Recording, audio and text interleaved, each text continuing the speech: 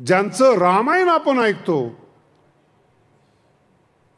ते जे लेखक आहेत महर्षी वाल्मिक, ते किती वेळ प्रवचनाला गेले मला सांगा बरं तुम्ही. कोणाचं प्रवचन ऐकलं त्यांनी? कोणाच्या प्रवचनाला जाऊन 2 शब्द नारदाचे मुक्त. खानदानी संत भेटला ना फार लागत नाही, 2 शब्द पुष्कळ झाले जीवनासाठी. आणि मानवी इतिहासातला, पूर्ण पृथ्वीवरचं बोलतोय मी, मानवी इतिहासातला पहिला कवी महर्षी वाल्मिक आहेत. एका डाकूनं लिहिलेलं काव्य आजपर्यंत सज्जनाला लिहिता आलं नाहीत. हा संतांचा आशीर्वाद आहे. किती शिकले, किती महान झाले, वाल्मिकाची बरोबरी करता नाही आली. वाल्मिकाची डुप्लिकेट केली, वाल्मिकाचा आशय उचलला. काय काय रामायण ती एवढे भयानक आहेत म्हणून शंका येते की वाल्मिकाचे नाही नाही हे यांचं रामायण आहे. म्हणलं चालू द्या. काय बोल. एक तर मी स्वतः मागच्या काळामध्ये एक कीर्तन ऐकलं एकाचं 20-25 वर्षापूर्वी. काय सांगावं त्या भादरडी कीर्तनामध्ये, प्रवचनामध्ये, कीर्तनामध्ये दिवसभर राम आणि रावण युद्ध करायचे आणि सगळे झोपले की राम आणि रावण जेवायला बसायचे. आणि खाली तुम्ही ज्याप्रमाणे हसतात तसे लोक हसत होते. काय सांगतो हा. पत्नी नाही नाही सगळं नाटक आहे म्हणे. सगळं राम आणि रावण मित्र होते. काही कीर्तन झाल्यानंतर विचारलं, राम रावण मित्र होते तुला कुणी सांगितलं? काय हे नाही आपल्याला. पण मी प्रश्न विचारतो ना, तुम्ही नका मानू, बाकीचे तर मानतात ना. काही सुख दुःख. आपल्या भारतीय संस्कृतीच्या तत्वज्ञानातून आपण काय अभिव्यक्त करतो? जास्तीत जास्त अंधश्रद्धा वाढवतो. जेव्हा तुम्ही चमत्काराचं वर्णन करताना एखाद्याच्या समोरच्याचा घात करत असता तुम्ही, अपराध आहे आपला, तो चूक आहे आपली. ती ज्ञान सांगा, त्याला शहाणा बनवा. चमत्कार सांगून गुलाम बनवू नका. ज्ञानेश्वरीचं म्हणणं. काय शिकवलं पाहिजे? तुम्ही चमत्कारी असाल, तुमच्याजवळ चमत्कार ठेवा, त्याला ज्ञानी बनवा. वारकरी संप्रदाय ज्ञानेश्वरी ज्ञानी बनवणारी आहे, अंधश्रद्धा विमुक्त करणारी आहे. ज्ञानोबरायांच्या ज्ञानेश्वरीतला भाव ऐकला, जाणीवपूर्वक आलिप्तपणा ज्ञानेश्वरीमध्ये असतो, जो आज सुशिक्षित लोकांमध्ये आहे. याचं ज्ञानेश्वरीशी कुठं संदर्भ आहे असा प्रश्न पडावा म्हणून ती ओवी जाणीवपूर्वक मी मागे ठेवली होती. अगोदर विश्लेषण केलं. हा एक वक्तृत्वाचा भाग असतो. ती श्रोत्यांनी सुद्धा कधी कधी आपली प्रतिभा वापरावी. नेमकं कोणत्या ओवीवर बोलतायत? का वरवर बोलतायत मगाप्रमाणे? आनंदाच्या सिद्धांतातला पहिला सिद्धांत आहे अलिप्तपणा. या जगात कशा पद्धतीने आपण वावरलो पाहिजे. मन कळालं, पण मनाला जगामध्ये वावरायचं कसं, त्यातला पहिला मुद्दा आहे अलिप्तपणा. याला पारिभाषिक शब्दातून अमानित्व म्हणतात. हा पारिभाषिक शब्द आहे. कवनेही विषयीचे साम्य होणे न रुचे, संभावितपणाचे ओझे जया. यात गुप्त शब्द जो आलेला साम्य होणे न रुचे. कोणाची बरोबरी करायला आवडत नाही, अलिप्तपणा आवडतो, असा भाव आहे या ओवीमध्ये. साम्य होणे न रुचे. संपूर्ण ओव्या इतक्या सुंदर आहेत या अमानित्व श्लोकावरच्या. ज्ञान प्राप्त करणारा जो साधक आहे, ज्ञान आणि आनंद एकार्थी वाचक शब्द आहेत. आनंदाच्या रस्त्याने निघालेला साधक, त्याचं पहिलं कर्तव्य आहे तो अलिप्त असला पाहिजे. समाजापासून, लोकांपासून अलिप्त असला पाहिजे, लोकांच्या विचारापासून अलिप्त असला पाहिजेत, लोकांच्या सिद्धांतापासून तो अलिप्त पाहिजे. असं घडत नाही म्हणून तो आनंदापर्यंत पोहोचत नाहीत, त्याचा प्रवास आनंदापर्यंत जात नाहीत. सातत्याने लोक त्याला उपदेश करत राहतात. जी असफल व्यक्ती आहेत ती सुद्धा उपदेश करते, हे सगळ्यात मोठं अज्ञानी लोकांचं कौतुक वाटतं. ज्याला जे मिळालेलं नाही, ज्याने जे आयुष्यात केलेलं नाही, ते लोक दुसऱ्याला करायला सांगतात. जो सामान्य माणूस आहे त्याला वाटतं आपला पोरगा कलेक्टर व्हावा. एकदम साधारण व्यक्ती असेल त्याला वाटतं आपण अधिकारी व्हावेत. शक्य नाही. जे बुद्धिमान असतील ते अभ्यास करून सत्तेच्या जवळ जातील. पण भारतात असं काही नियम नाही ना की शिकल्यानंतर सत्ता मिळाली पाहिजे. असं काय आहे? निवडून येणं कशातून ते तुम्ही ठरवा. निवडून जातो तो निवडून खातो, काही प्रतिबंध नाही त्याला. जी माणसं काहीच नाहीत ती सुद्धा ज्ञानी लोकांना उपदेश करतात. त्यांच्यापासून लांब राहिलं पाहिजे. आणि त्याचे जे मार्ग आहेत ना, साधकाला आनंदाच्या रस्त्याने जाणाऱ्याला अनेक मार्ग आहेत त्याचे. आमचा एक मित्र होता जो काशीमध्ये पहिला येत होता. कल्पना सुद्धा येणार नाही बरं का या सिद्धांताची, जो सिद्धांत मी आपल्याला सांगतोय. पहिला नंबर युनिव्हर्सिटीमध्ये येत होता. आणि हे जगात शक्य आहे. 4 माणसं तुमच्या बरोबर असतात, तुम्ही जात असताना 4 माणसं जळतातच, मत्सर करतातच.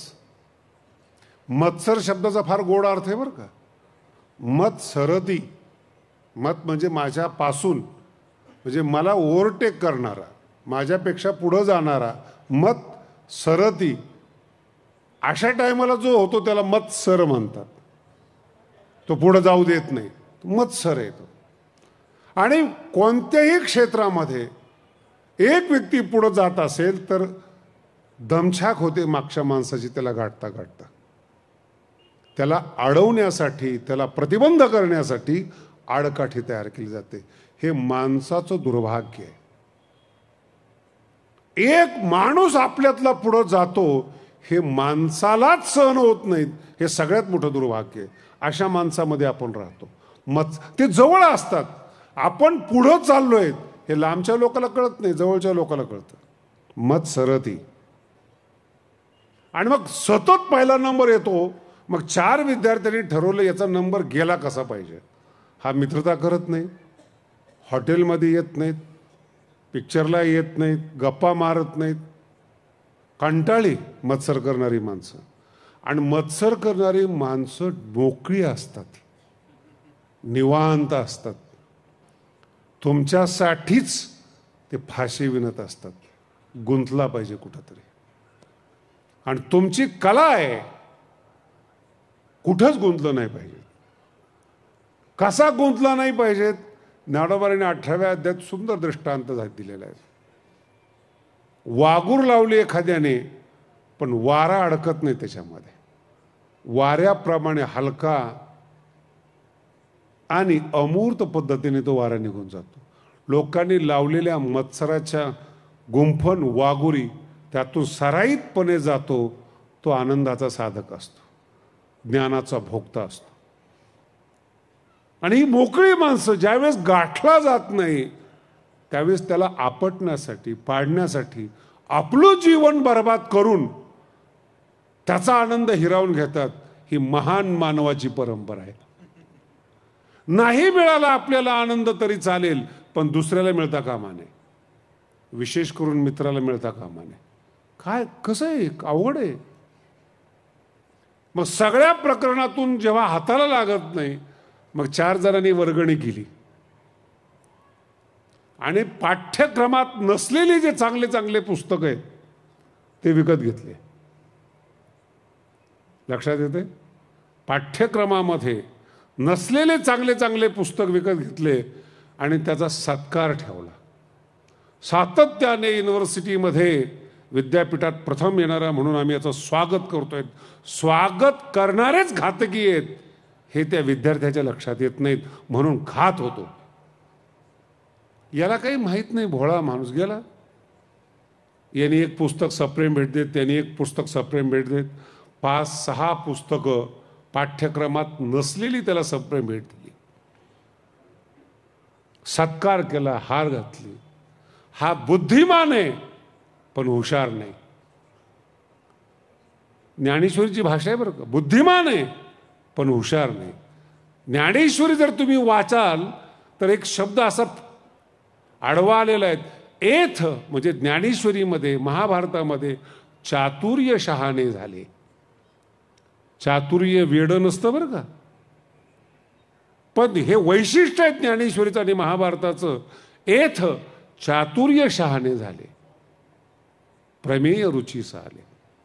ही माऊलीची भाषाच अप्रतिम आहे. बुद्धिमान आहे पण हुशार नाही. घेतले सगळे पुस्तकं आणि दुसऱ्या दिवसापासून ते पुस्तकं चांगलेच असतात हो, फक्त उपयोगाची नसतात.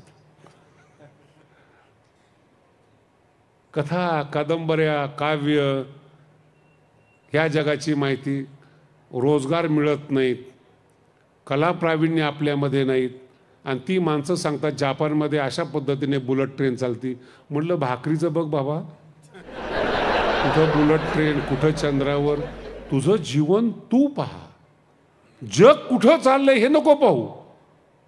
काय काही तर आम्हालाच सांगतात महाराज लोक चंद्रावर चाललेत. म्हटलं तुझा कधी विचार आहे जायचा? का आम्हाला सांगतोस? का आमच्या बुद्धीमध्ये व्यत्यय आणतोस? हा अर्थ आहे. आणि दुर्भाग्य त्या पोराचं, पुस्तकं मोठी आणि चांगली असल्यामुळे युनिव्हर्सिटीत येणारा पोरगा नापास झाला. नापास झाल्यानंतर त्याला झटका लागला, आपण क्रमपाठाचा पाठ्यक्रमातला अभ्यास केला नाही, नको ती पुस्तकं वाचली. असे लक्षात घ्या बरं का.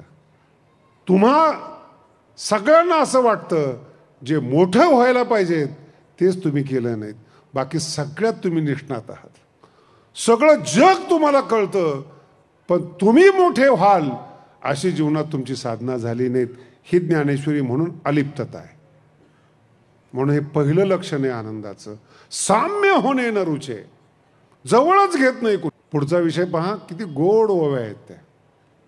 ते तर सत्काराची के गोठी, के आदरा देईल भेटी, मरणेशी साठी नमस्कारिता. तुम्ही अभ्यास करताय ना, तुमच्यासाठी करताय. तुम्ही गुणवत्ता वाढवताय, तुमच्यासाठी वाढवतायत. का सत्कार घेता लोकांचा? काय तुम्ही जगावर उपकार करताय मोठे होताय म्हणून? तुम्ही गुणवान आहात म्हणून लोकांनी सत्कार केला पाहिजे? कशा करता ही भावना मनामध्ये ठेवतात? बालिश भावना ही सत्काराची. तुम्हाला आनंद पाहिजे आणि लोक सत्कार करतात. या दोघाचा आनंदाशी काही संबंध नाहीत. आज लोक हार घालतात, तेच हरवतात, हे लक्षात यायला वेळ लागतो. सत्कार करणारी माणसंच निंदक असतात हे कळायला वेळ लागतो. वारकरी संप्रदाय अतिशय वेगळ्या पद्धतीचा आहे आणि फार मजबूत संप्रदाय आहेत. मानसिकताच लक्षात येत नाहीत वारकरी संप्रदायाची. ज्या आळंदीतून भगवान श्री ज्ञानोबारायला जाती बाहेर काढलं, वाळीत टाकलं, ज्ञानोबारांनी जागा बदलली नाही, प्रदेश बदलला नाही. ज्ञानोबारांची ताकद पहा कशी, न बोलता जिथून जाती बाहेर काढलं, वाळीत टाकलं, तीच लोक आज म्हणतात अरे ती ज्ञानराजा.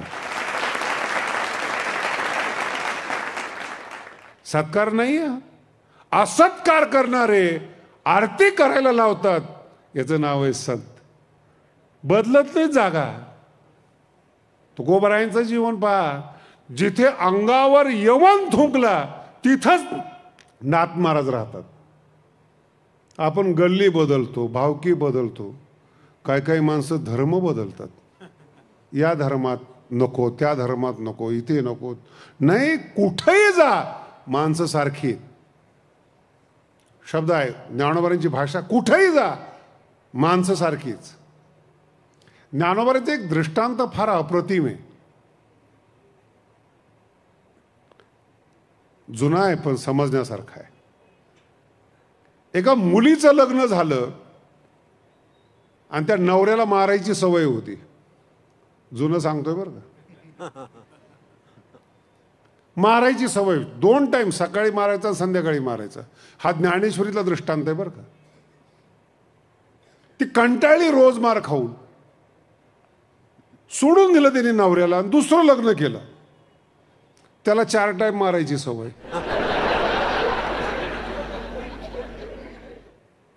ओवी सांगतो म्हणजे कळेल. आणि ज्या बाईनी नवरा सोडला ती कुली नव्हती हे विसरू नका. कुलस्त्री ज्ञानोबाराय सांगतात, दांडियाची निघाये मारण्याच्या भीतीने. कुलस्त्री बरं का, कुलस्त्री दांडियाची निघाये परघरी, दुसऱ्याच्या घरात रिगाली साहे. तो 2दा मारत होता, आता 4दा मारतो, जाणार कुठं. मग वाटतं तिला 2दा मारणाराच चांगला होता, मग आली कशाला. 2 अपवाद आले, कुलीनता गेली आणि मार चुकला नाही. काही करा, सहन करा, पण ज्ञानोबारायला सोडू नका. जाल ना तो 4 वेळा मारेल तुम्हाला, मिळणार काहीच नाहीत. आपण मराठी माणसं आहोत, महाराष्ट्रातले आहोत. आपली आई ज्ञानोबाराय आहे. नसेल कळत ज्ञानेश्वरी पण जवळ करते, नसेल कळत अभंग पण गोड वाटतात. दुसरेकडे जाल ना आनंद मिळणार नाही.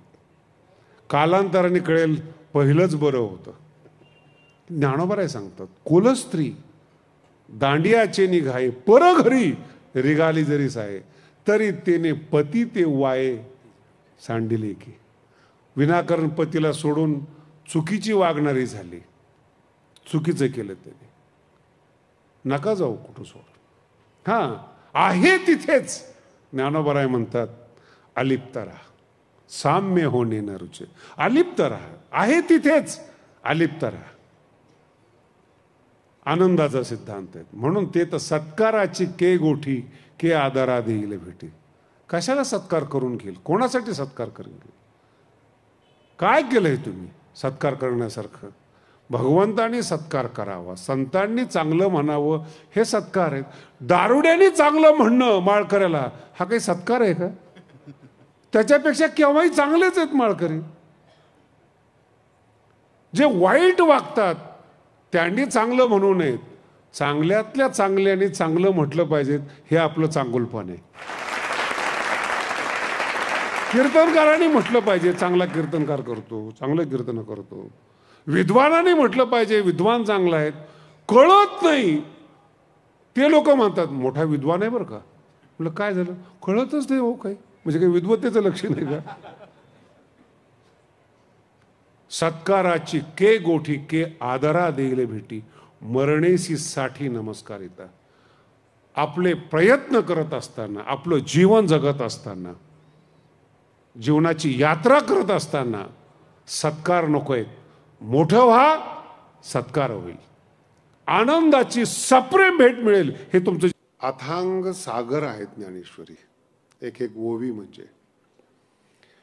आणि ज्यावेळेस एखादा पोहणारा त्या तळापर्यंत जातो, पोहण्याची कला आपल्याकडे असते, कसं पोहायचं वगैरे, पण तळात गेल्यानंतर हाती काय येईल हे सांगता येत नाही. तसं महाराष्ट्रामध्ये अनेक ठिकाणी ज्ञानेश्वरी होतात. श्रोत्यांच्या भाग्याप्रमाणे तो विषय निघतो. काही वेळेस जड असतो, काही वेळेस सोपा असतो. ज्यावेळेस सोपा असतो त्यावेळेस श्रोते जड असतात, ज्यावेळेस विषय जड असतो त्यावेळेस श्रोते साधे असतात. ताळमेळ बसणं फार अवघड बसतं.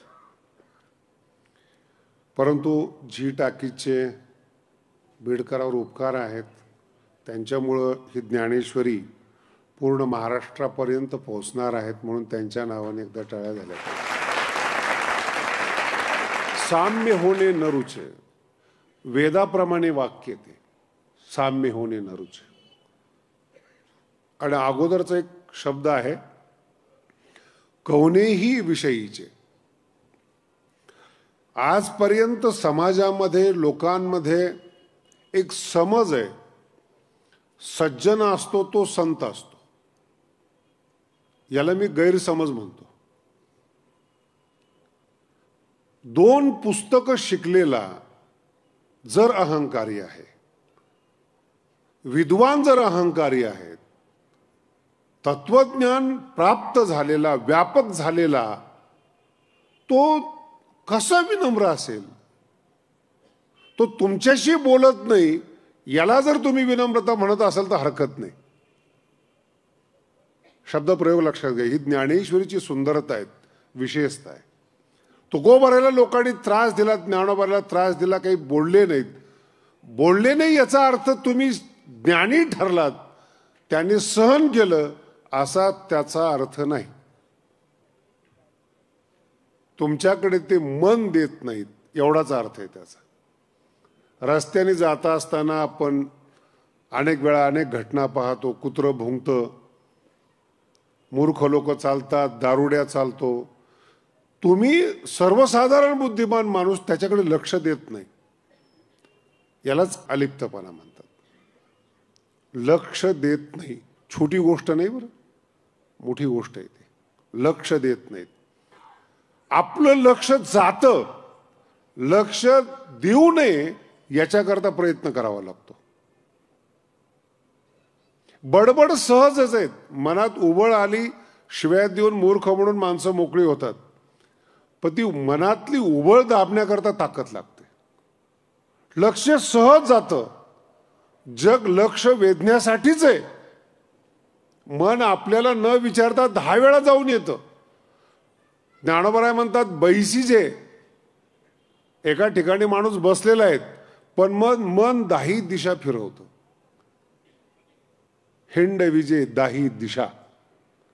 एका ठिकाणी तुम्ही बसलेला आहात, हे तुमचं शरीर आहे, पण मन किती चक्रा मारतं, किती फिरतं, याला आपण साक्षीदार आहोत, अनुभवी आहोत या बाबतीमध्ये. मग तुम्ही सर्वसाधारण बुद्धिमान चुकीच्या माणसाकडे, चुकीच्या घटनेकडे, अयोग्य व्यक्तीकडे लक्ष देत नाही. परब्रह्म स्वरूपाला प्राप्त झालेला विद्वान आणि संत संसाराकडे लक्ष देईल असं वाटतं तुम्हाला? तुमची दखल घेईल असं वाटतं तुम्हाला? गुंतलो होतो अर्जुन गुणे, तो मुक्त झालो तुझेपणे. अर्जुन पणात गुंतलेलो होतो, तो मी मुक्त झालो. पुढचा शब्द नीट आहे का? आता. आणि कृष्णाला वाक्य बोललेलं हे विसरू नका. आता पुन्हा ओवी सांगतो म्हणजे तुमच्या अर्थ व्यवस्थित लक्षात येईल. गुंतलो होतो अर्जुन गुणे, तो मुक्त झालो तुझेपणे. आता पुसणे सांगणे दोन्ही नाही, याला म्हणतात परमार्थ पूर्ण झाला. किती दिवस ऐकायचं? मर्यादा आहे की नाही त्याला? कायम सत्संगाला तुम्ही हजरच आहात, किती दिवस ऐकणार? सुधरत नाही हा भाग वेगळा आहे. आपल्यात बदल होत नाही हा भाग वेगळा आहे. पण भावना आहे न सुधारण्याची, पण ऐकण्याची पण आहे. किती दिवस? अर्जुनाचे शब्द पहा कसे आहेत. पुसणे सांगणे दोन्ही नाही. कळायला किती वेळ लागतो? हा माणूस खराब आहे, शब्दाने कळवा, अनुभवाने कळवा. पण माणसं फार विचित्र आहेत. एकदा धोका दिला ना तरी पण ते तिथंच धोका खातात. मनुष्य कोणाला म्हणतात समजून घ्या एक गोष्ट. एकदा एखाद्या ठिकाणी चूक झाली, पुन्हा ती चूक करत नाही. आपलं असं नाही. मनाचं माफ करण्याची वृत्ती फार प्रगल्भ आहे आपल्यामध्ये. पुन्हा पुन्हा पुन्हा एक माणूस 10 वेळा धोका देतो तरी सुद्धा आपण म्हणतो जाऊ द्या, आज नाही उद्या सुधरेल, आज नाही. असं होत नाही मानवी जीवनामध्ये. संसार एकदा कळाला, त्याचं स्वरूप एकदा कळालं, पुन्हा संसारात मन जात नाही. हे शहाणं मन आहे. एक परीट रोज नदीवर कपडे घेऊन जात होता. माझ्या दृष्टांतात आशय असतो बरं का. आणि दारू पिऊन जात होता कधी कधी. पण ते कपड्याचा जो बोजा आहे तो गाढवावर असायचा. ती नदीवर जात असताना एका दगडावर गाढव जे होतं ते ठेचकाळलं. त्याच दगडावर माणूस पण ठेचकाळला, जो त्या गाढवाचा मालक होता.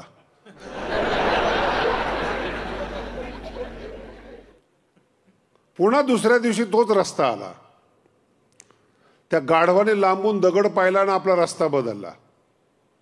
कळलं तुम्हाला?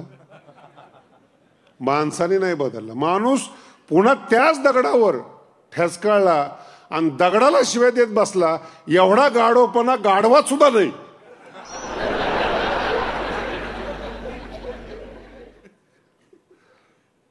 कोणाला आपण गाढव म्हणतो? एक चूक एकदा उमजली तुम्हाला, ही माणसं अशीच असतात, तुम्ही दुरुस्त व्हा. तुमचं अस्तित्व तयार करा. तुमच्या अस्तित्वाला ओळखा. फार वेगळा सिद्धांत आहे. आणि त्या अस्तित्व ओळखण्याची पहिली पायरी अलिप्तपणा, विनम्रपणा नाही, अलिप्तपणा.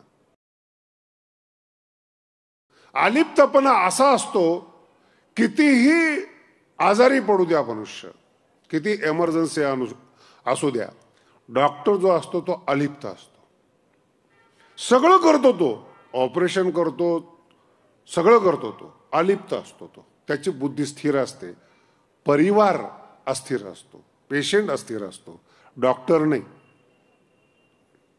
ते घाबरलेले अस्थिर असलेले डॉक्टरला विनंती करतात, वाचवा बरं का याला. डॉक्टरला माहिती ना मी वाचू शकत नाही म्हणून, त्याच्या नशिबात पाहिजे ना. मी चिरफाड करणारा मनुष्य, जीवन दान देणारा नाही, जीव देणारा नाही. त्या जीवाला जो होणारा त्रास आहे शारीरिक, तो त्रास मी दूर करण्याचा प्रयत्न करतो. तरी पण तो तुम्हाला आश्वासित करतो, काय हरकत नाही, मी प्रयत्न करतो. आणि तो अगदी अलिप्त असतो. वाचला तरी नाही वाचला तरी प्रयत्न त्याचे एकसारखे असतात. माझा शब्द नीट ऐका. प्रयत्न शब्द आहे, प्रयत्न एक नाही वाचला तरी तो प्रयत्न करतो वाचवण्याचा, वाचत असला तरी प्रयत्न करतो वाचवण्याचा. ती प्रयत्नाची जी पराकाष्ठा आहे ना, ती एकसारखी असते. याला संत म्हणतात. तसं संसार करत असताना यश आणि अपयश, भगवान श्रीकृष्ण सांगतात, प्रयत्न करताना याचा विचार करायचा नाही. तुम्ही प्रयत्न करा. यश अपयश सिद्धांत व्यवस्थित ऐका, दोन्ही क्षणिक आहेत. यश तुमच्या मनाची कल्पना आहे, मनाची जाण आहे यश. अपयश तुमच्या मनातली भीती आहे. यश अपयश असं काही नाही जगामध्ये. कुठलाही प्रकार नाही यशाचा नाही ना अपयशाचा नाही. हे क्षणिक आहे, तात्पुरतं आहे. अलिप्त झाल्यानंतर बघण्याचा दृष्टिकोन बदलला पाहिजेत. हे अलिप्तपणाचं लक्षण आहे. मग ओवी पहा कशी आहेत. कवनेही विषयीचे साम्य होणे न रुचे. विषयीचे, आणि त्या विषयाला एक शब्द जो दिलेला आहे, कवनेही, कोणत्याही विषयामध्ये साम्य, बरोबरी करायला आवडत नाही. संसारातल्या कोणत्याही पदार्थात, कोणत्याच बाबतीमध्ये बरोबरी करायला आवडत नाहीत. याला ज्ञानाचा साधक, आनंदाला अधिष्ठान असणारा साधक म्हणतात. गोड शब्द आहेत, फार व्यवस्थित ऐका. तुमच्या जीवनातलं 99% जे दुःख आहे ना, ते या ओवीमुळे. तुम्ही अनुभव घेऊन पहा, जन्माला आल्यापासून आतापर्यंत तुम्ही प्रतिस्पर्धा करताय, मोठं होण्याचा प्रयत्न करताय. आहे ते जाणतच नाही. तुमच्याकडे आहे काय, त्या अस्तित्वाचा आनंदच घेत नाहीत. साम्य होणे न रुचे. कोणाबरोबर ती? पैशानं, धनानं, मानानं, कोणीतरी कोणाचं तरी प्रतिस्पर्धा करतंय. दारू पिण्यामध्येच प्रतिस्पर्धा आहे, तो किती पितो. तंबाखू खाण्यामध्ये प्रतिस्पर्धा आहे. आमचा एक मित्र मिरची खाण्यात स्पर्धा लावतो. काही खाणं आहे का ते? मिरची किती खावी? मिरची खाणारा पुरुषार्थवान नाहीये. अर्थव्यवस्थित आहे का? मिरची खातो म्हणजे त्याला तिखट लागत नाही याचा अर्थ मोठा माणूस आहे असं नाही. त्याची जीभ बोथट झाली हे त्याचं लक्षण आहे. इंद्रियातलं पाटव्य नष्ट केलं त्याने. एका पदार्थाचा अतिरेक केला, आश्चर्य वाटणं संपलं. पहिल्या दिवशी एक शब्द सांगितला होता, नित्य नूतन. अविनाशी तत्व हे नित्य आहे आणि नित्यामध्ये नूतनता आहे. नूतनता शब्दाचा अर्थ आहे आश्चर्य. ज्या दिवशी तुमच्या जीवनामध्ये आश्चर्य वाटणं बंद होईल त्या दिवशी तुम्ही म्हातारे झाला.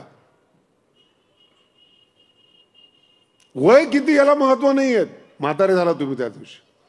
कितीही मोठी घटना तुमच्याकडे येऊ द्या, तुम्ही म्हटलं होत असतं रे, समजा तुम्ही म्हातारे झाला. आश्चर्य वाटणं ज्या दिवशी बंद झालं त्या दिवशी आनंदाचं येणं बंद झालं तुमच्या जीवनामध्ये. परब्रह्माला पाहणारा, परब्रह्मात वास्तव करणारा, जगणारा सदैव आश्चर्यवान असतो, सदैव आश्चर्य पाहणारा असतो. नूतनता आहे त्याच्यामध्ये, वेगळं वेगळं स्वरूप आहे. नित्य असून नूतनता आहे. आणि म्हणून तो कोणाबरोबर, सामान्याबरोबर प्रतिस्पर्धा करत नाही, म्हणून तो विनम्र आहे. हा गैरसमज समाजामध्ये वाढतो. ज्ञानोबराय आहेत, कोणाबरोबर प्रतिस्पर्धा करणार? कोणत्या व्यक्तीबरोबर प्रतिस्पर्धा करणार? ज्ञानेश्वरी सारखा ग्रंथ लिहित आहेत भगवान श्री ज्ञानोबराय.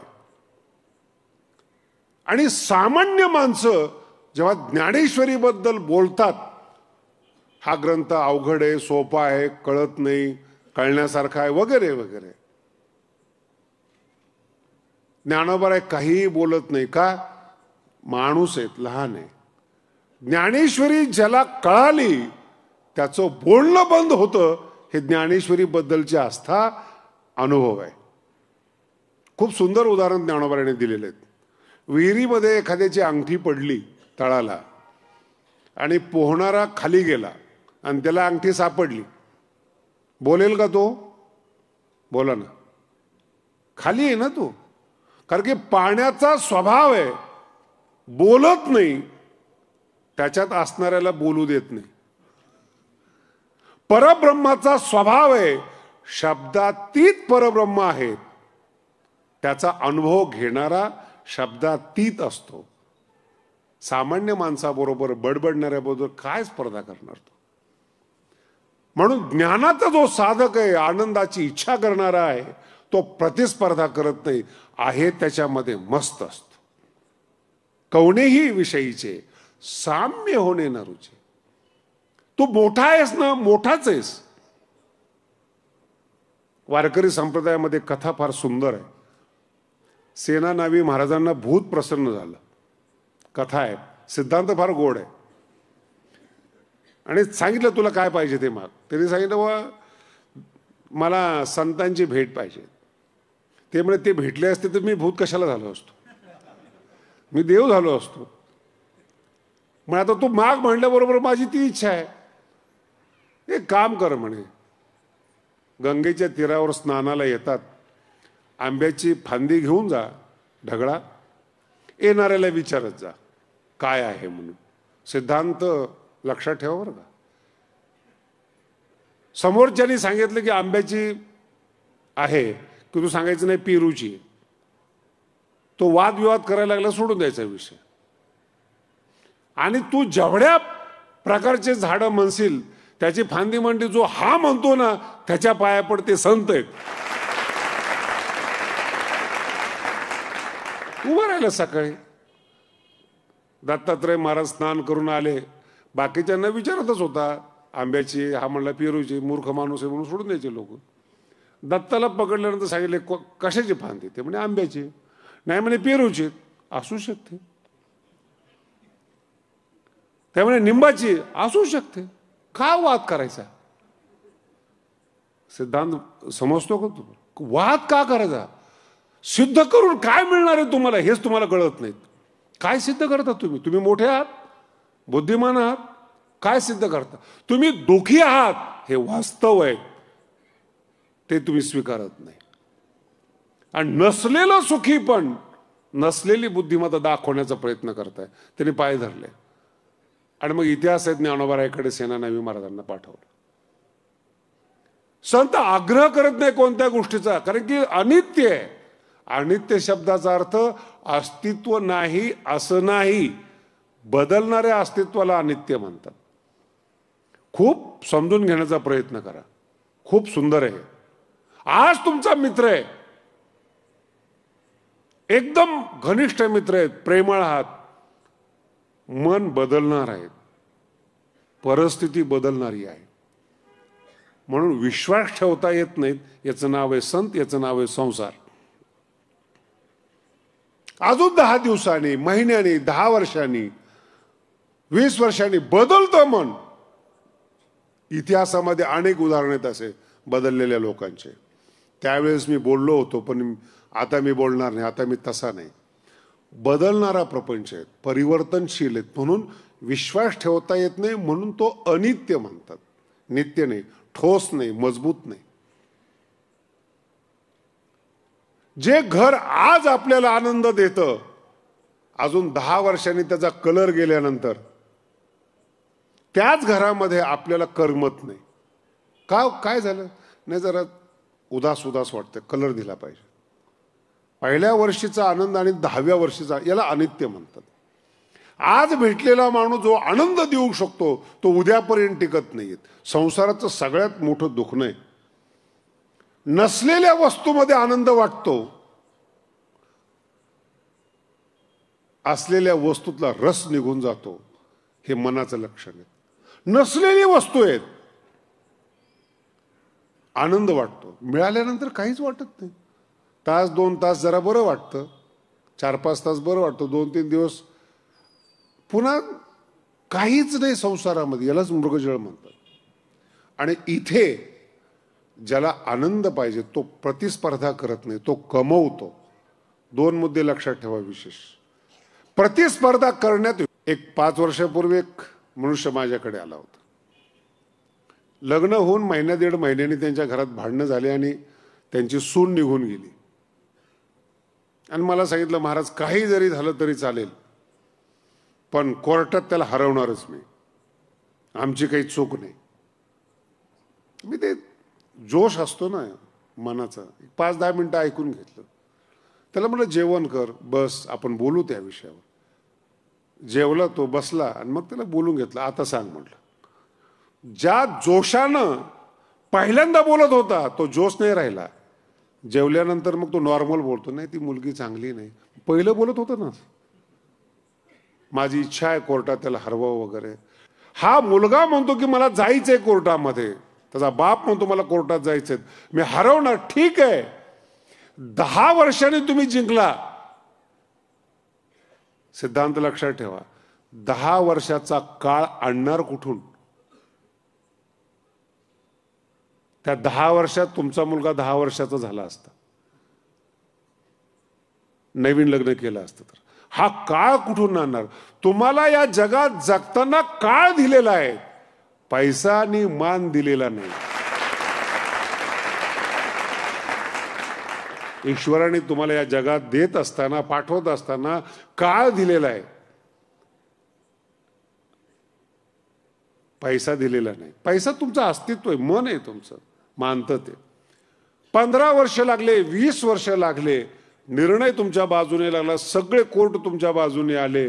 20 वर्ष गेलेला कालावधी कसा काढणार तुम्ही? म्हणून अनुभव घेऊन पहा. अत्यंत बुद्धिमान माणसं, मी नाव नाही घेत त्या लोकांचं, अत्यंत बुद्धिमान माणसं कोर्टाची पायरी चढतच नाही. जुन्या काळापासून म्हणे शहाण्याने कोर्टाची पायरी चढू नये. याचं कारण आहे, निर्णय हा नंतरचा भाग आहे, काळ आणणार कुठून? आज तुमचं 30 वर्षाचं वय आहे, 50व्या वर्षी निकाल लागला, हे 20 वर्ष आणणार कुठून? पहिला टप्पा. दुसरा टप्पा, झालेल्या मानसिक त्रासाला जबाबदार कोण आहे? न पेक्षा थोडाफार पैसा जास्त दिला, लॉस झालेलं भरून काढता येईल, काळ भरून नाही काढता येत. हे किती उच्च विचार आहेत ज्ञानेश्वरीचे. नाही, कोणत्याही विषयीचे, कोणाबरोबरही कोणत्याही विषयामध्ये साम्य होणे, बरोबरी करणं आवडतच नाही. याचं मूळ कारण आहे, आतून भरायचं असतं, त्याला आतून सजायचं असतं, विचारानं बुद्धीनं श्रेष्ठ व्हायचं असतं, आतलं सजणे. स्वतःला, पुन्हा सांगतो, स्वतःला वेळ द्यायचा असतो, म्हणून बाहेरच्या जगाशी संबंध तोडायचा असतो. अत्यंत बुद्धिमान माणसं कॉलेजच्या जीवनामध्ये सतत लायब्ररीमध्ये असतात, कलेक्टर होतात, यूपीसी परीक्षा पास होतात, अभ्यासमध्ये असतात, आणि सगळे बाकीचे कॉलेजचे पोरं त्याला चिडवतात, अभ्यासातला किडा आहे, अभ्यासातला किडा आहे. आणि ज्या ज्या लोकांनी कॉलेजमध्ये आनंद घेतला त्यांना न चपराशाची नोकरी लागते, न शेतात पाणी पडतं, उदास होतात.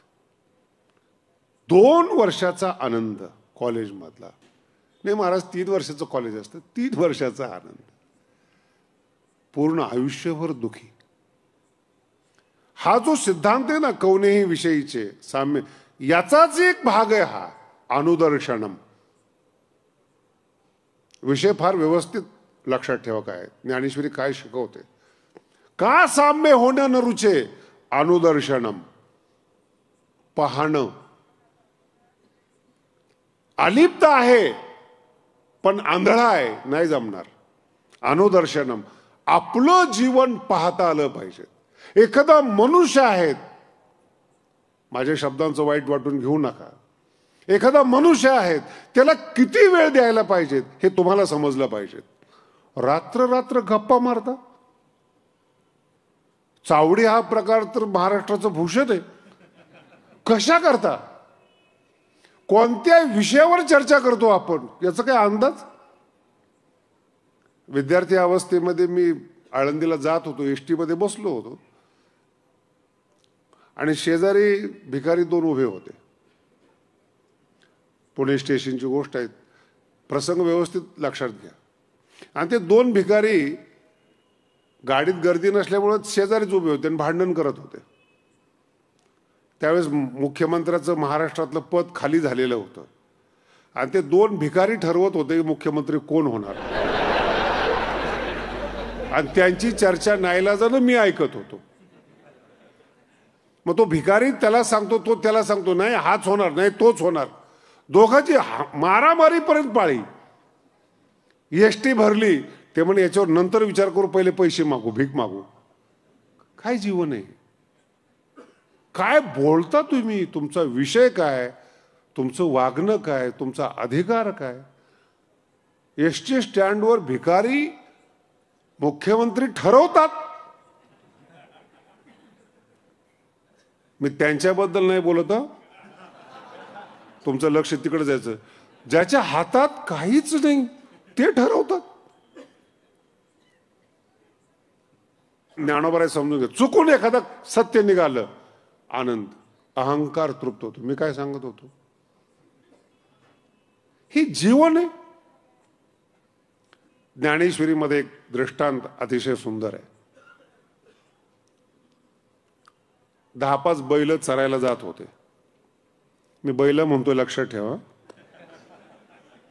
आणि ज्ञानेश्वरीची ओवी. आणि मग एका बैलाने दुसऱ्या बैलाला सांगितलं, अरे समोर घास तर फार चांगला दिसतो, गवत चांगलं दिसतंय, तिकडं का जात नाही. वाघ आहे म्हणे तिकडं. जो माजुरी बैल होता ना, तरुणपणात आलेला, समजून घेत चला, त्याला ती अहंकार. अरे पण वाघ कोणी बघितलाय का, ते म्हणजे नाही. मग आहे कसं काय मानता.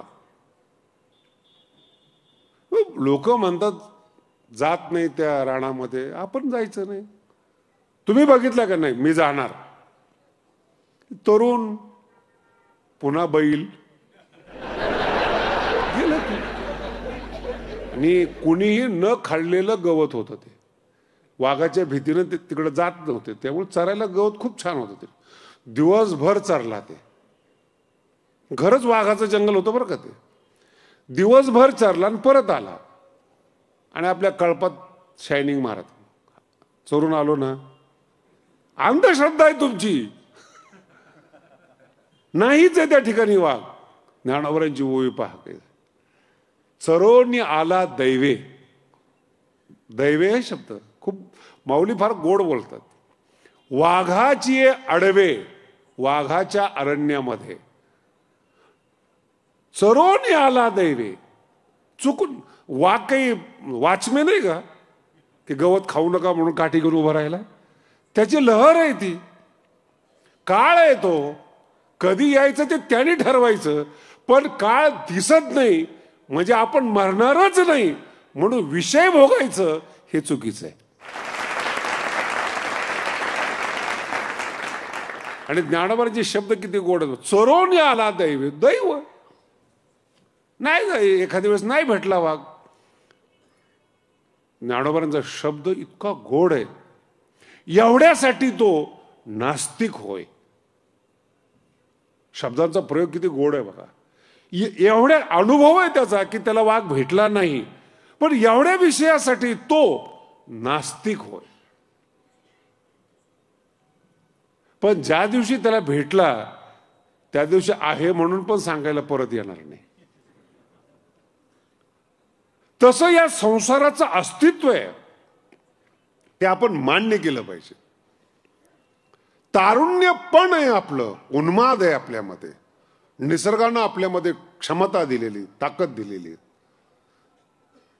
असतंच ते. पण त्याचा अर्थ असा नाही की अश्रद्धावान म्हणून जगायचं मृत्यू नाही म्हणून जगायचं असं नाही. आहेच मग काही क्षमता काही घटना काही विषय आपल्या पद्धतीने आपण मांडले पाहिजेत. याला म्हणतात अनुदर्शनम. ज्ञानेश्वरीतला अत्यंत सुंदर शब्द आहे. अलिप्त झालात पण याचा अर्थ असा नाही की तुम्ही संसार सोडला. संत रसिक असतात. अलिप्त पण हे औदासीन्य नाहीयेत नैराश्य नाहीयेत. एक क्षणासाठी समजा एखादा मनुष्य आहे आणि त्याला शुगर आहे मधुमेह आहे आणि त्याला सांगितलं साखर खाऊ नका आणि तो लाडू समोर आलेला आहे. ठीक आहे. ज्ञानोबांचे शब्द पहा कसे आहेत. जगातला कुठलाही रोग माणसाला त्रास देऊ शकत नाही. त्यांनी पथ्य पाळले पाहिजे. आरोग्याविषयी भगवान श्री ज्ञानोबराय सांगतात रोग नगनिजे घरी पथ्याचे. पथ्य सांभाळलं पाहिजे. नाही चालत तुमच्या शरीराला साखर मग हे मगाप्रमाणे खाल्लं एकदा लाडू तर काय बिघडला. बिघडत नाही काही. क्षीण होत जातं शरीर. आणि मग तो जो लाडू आहे तो खाल्ल्यानंतर किती मिनिट आराम मिळणार आहे आणि त्रास किती होणार आहेत याचं नाव आहे अनुदर्शनम. अलिप्त झाला ना. ज्ञानोबांचे शब्द किती गोड येतात पहा. जन्म मृत्यू जरा व्याधी दुःख दोषानुदर्शनम. काय काय पाहायचं मानवी जीवनामध्ये. जन्माला आल्यानंतर 20-25 वर्ष कळत होतं आपल्याला आणि मृत्यूच्या वेळेस मला जसं जसं माणसाचं आयुष्य वाढतं ना दुःखाचं प्रमाण फार वाढतं. जर एखादा मनुष्य म्हटला ना की 100 वर्षापर्यंत जग त्यांनी आशीर्वाद दिला नाही शाप दिला म्हणून समजा तुम्ही. 70-75 नंतरचं जे शरीर आहे ना अहो इतकं सुंदर वर्णन करतात ज्ञानोबा आहे त्या म्हातारपणाचं. जर सगळं सांगितलं ना तर तुम्हाला वाईट वाटेल की ज्ञानोबा इतकं बोलतात म्हाताऱ्याला. धबधबे पाहायला जे लोक जातात ना खंडाळ्याला इकडे तिकडे ज्ञानोबा म्हणतात गरज नाही त्याची. म्हातारा माणूस बसला ना 2 गुडघे असे असतात त्याच्यावर हनवटी ठेवली. ज्ञानोबांचं चित्र आहे शब्दचित्र आहे आणि त्या नाकातून धारा गळतात. खंडी हुनी लाळे ज्ञानोबांचे शब्द आहेत. शैल कक्षांची कुहरे. काय काही शब्द ज्ञानोबा लक्षात येऊ नये म्हणून वापरतात. तोच हा मनुष्य जो तरुणपणामध्ये माजलेला होता वृद्ध अवस्थेमध्ये त्याच शरीराने केलेला माज तेच शरीर त्याला धोका देतं. याला म्हणतात अनुदर्शनम. अनुदर्शन म्हणजे काय? एक एक शब्द इतके सुंदर आहेत. आता नवीन मेकअप आलेले या जगामध्ये इतकं सुंदर लोक मेकअप करतात की मेकअप काढल्यानंतर हाच माणूस होता का नाही संशय निर्माण होतो. ज्ञानोबारायांची डोळ्याच्या बाबतीतली ओवी पहा. म्हणजे ज्ञानोबाराय केवळ तत्वज्ञानच सांगतात नाही, अनुदर्शन पण कसं शिकवतात. पद्मदळेसी इसाळे. पद्मदळ म्हणजे कमळ, इसाळे म्हणजे भांडणं, प्रतिस्पर्धा करणं. भांडतात ती हे डोळे. तरुणपणामध्ये डोळे कमळाप्रमाणे सतेज, बोलके, पाणीदार असतात, ज्ञानोबाराय सांगतात. आणि ते डोळे म्हणतात, कमळा तुझ्यापेक्षा आम्ही सुंदर आहोत. पद्मदळेसी इसाळे, भांडतात ती हे डोळे, ते होती पडवळे पिकली जैसी. हे म्हातारपण आहे. जो डोळा कमळाची बरोबरी करतो त्याच डोळ्याला हे दिसलं पाहिजे, अनुदर्शनम, पडवळे पिकली जैसी. म्हातारपणातले डोळे पडवळ पिकल्याप्रमाणे पिवळे पडतात, लाल पडतात. दिसतच काय नाही, पण डोळेच पाहू वाटत नाहीत. प्रत्येक अवयवाचं दिलेलं आहे. कान ज्या वेळेस तत्वज्ञान ऐकायला पाहिजे ऐकत नाहीत, कथा विनोद सगळं ऐकतो. ज्ञानोबाराय म्हणतात साधक अनुदर्शन करतो. साधकाला माहिती नंतर ऐकायला मिळणार नाही, आत्ता ऐकून मनात साठवा. नाईकने पावे. ज्ञानोबारायांचा शब्द पहा कसा आहे. नाईकने म्हातारपणामध्ये अशी अवस्था येणार आहे की त्यावेळेस कान ऐकणं सोडून देतात. तव ऐकून घाली आघावी. ऐकून टाक, एकदा ऐकून टाक. पुन्हा ज्ञानेश्वरी ऐकण्याची गरज नाही पडणार, पुन्हा वेद ऐकण्याची गरज नाही, उपनिषद नाही. मनामध्ये भरून ठेव. नाईकने पावे, ऐकून घाली आघावी. जेवढं फिरायचं असेल तरुणपणामध्ये यात्रा कर, पर्यटन कर. ज्ञानोबाराय त्या बाबतीत अतिशय सुंदर सांगतात. पंगू न होता जावे. तीर्थयात्रेला जायचंय ना, पंगू न होता, पांगळं न होता तीर्थयात्रेला जा. नाही तर तुम्ही एक तीर्थयात्रेची समस्या बनाल असं नका जाऊ. दुसऱ्याचे आनंद खड्ड्यात आणि ह्याच्याकडेच बघा. काय काही तर माणसं चालतायत, जाता कसं नाही यावयामध्ये, दिसत पण नाही, ऐकू पण येत नाही, चालता येत नाही, खाल्लेलं पचत नाही. गेलेले जे तीर्थयात्रेत त्याचं नशीब असा माणूस त्यांच्या बरोबर आहे. त्यांचाही आनंद आयुष्यभर खराब केला आनंद. ज्ञानोबाराय सांगतात जायचंय ना पर्यटनाला, फिरायचंय ना, पंगू न होता जावे. स्वबळावर जा, आनंद घ्या जगाचा. भगवंताची पृथ्वी आहे, फिरा, निसर्गरम्य दृश्य पहा, जग पहा किती विशाल आहे. भगवंताचं स्वरूप आहे जग म्हणजे. पण पंगू न होता जावे असं खूप वर्णन केलेलं आहे. जन्म मृत्यू, जरा व्याधी, शरीर काचोळी होते, परिवर्तन होतं. तोच हा माणूस का ओळखू येत नाहीत.